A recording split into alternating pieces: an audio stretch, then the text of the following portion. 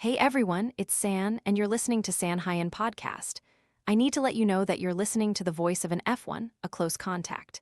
By now, I know many of you have become F0s infected, and I've recovered from it, but until now, I'd only experienced being an F1.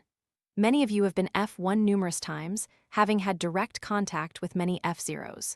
Fortunately, I'm still healthy and sitting here, sharing with you all. However, I can't say what the next few days will bring, as there are many F0s around me. So I'm trying my best to take care of my health. March is a month full of projects and work, and I know many of you are always looking forward to Sanhuyenpodcast and San's new YouTube videos. That's why being mindful of my health and taking care of myself is even more important. As I record this podcast, I have warm water, essential oil, and even juice next to me to boost my vitamins. I hope you're all taking good care of yourselves too, so we can continue this journey together. After all, health is the most important thing. Recently, I participated in an interview for a certain newspaper. The interviewer asked, "You're so young, what do you have to share and advise everyone?" San believes that the number of years we exist in this life isn't as important as the days we truly awaken, and I feel I've had many profound awakenings from the things I've experienced. Currently, I'm not a perfect person. I feel like I love to talk, to chat, and to have someone who resonates with me, who understands something. It's not that I'm a consultant with many years of life experience, or someone so great that everything I say is correct. That's not my way of thinking. I believe we are all on a journey of growth, and if there's someone, a friend who can understand you, who has gone through similar difficulties, and can share with you, that's truly wonderful. And that's why I'm here for you all. In the book What Do We Live For? There's a really valuable passage that says, your value comes before the group accepts you, not after. Meaning, you must first know your own worth, and then you will know where you belong. Have you ever felt like, I don't belong here? It could be at a party, a gathering, or in a group, club, or your class. We feel our presence there is meaningless. The period when I felt most dynamic was probably from 18 to 25. Those were intense years when I transitioned from high school to university. Of course, in middle school and high school, I wasn't quiet. I participated in class leadership, so for collective activities or programs involving everyone, I was usually the one to call for participation. So no, I wasn't quiet at all. When I first entered university, I was a student at the banking academy, majoring in business administration. When I first set foot in Hanoi, everything felt incredibly strange to me. Before that, I had only lived in Ha Tin, a small town that later became a city. I wasn't used to seeing tall buildings and busy traffic. From the moment I arrived in Hanoi, life was like a brand new chapter, a very dynamic and fun one with so many things to discover. And those were also very painful years. During that time, I was full of energy, wanting to meet many people. I wanted to participate in many things. I was in the guitar club at the banking academy, and there was a hometown association. I went to many different events, which gave me the opportunity to meet many older students and friends, but that excitement and novelty slowly faded away. It only lasted for the initial period. For the relationships that remained, we would carefully consider whether we felt comfortable being with them. I went through a period I call a relationship explosion.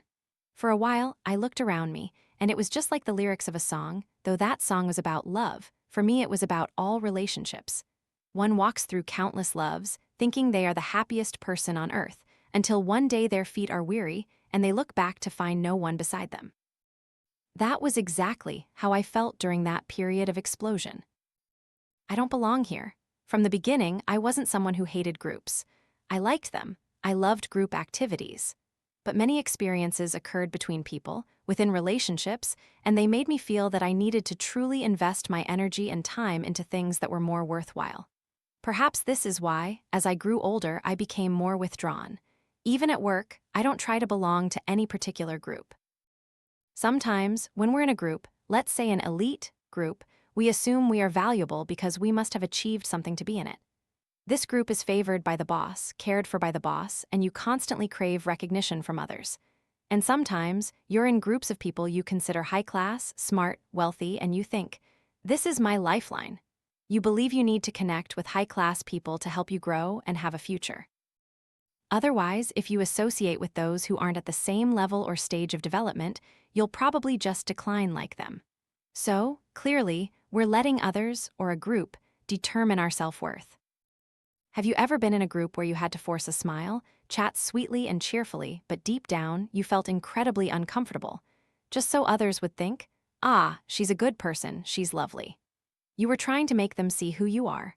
Often, we lose our true personality and identity just to fit in with a certain group, and San doesn't believe that's good for our daily lives. If you feel like you don't belong to a group, San sees that as a very encouraging sign, telling you that you need to go your own way. When you truly stop for a moment and observe your surroundings, you'll realize that first and foremost, we must respect ourselves and our unique characteristics. We shouldn't try to force ourselves into any group that doesn't feel right. I once tried to please everyone, to appear prominent and draw attention, because I thought if I acted that way, someone might notice me, they'd like me, and we'd build good relationships. But over time, I became more reclusive. I didn't want to show myself as much. I just focused on my work, not trying to impress others. I was polite and caring enough, but I never became someone I wasn't just to win their favor. The more I understood my own value, the less I searched for a place where I belonged. I stopped looking for groups to be a part of because everything just appeared naturally, like a strange magnetic pull. There will be times when you don't belong to any group, and that's essential. I feel that the path we walk must first be walked alone until we are strong enough and understand ourselves enough. So we need time to be alone, time to walk and truly reflect on our journey without being overly influenced by the judgments and prejudices of any group.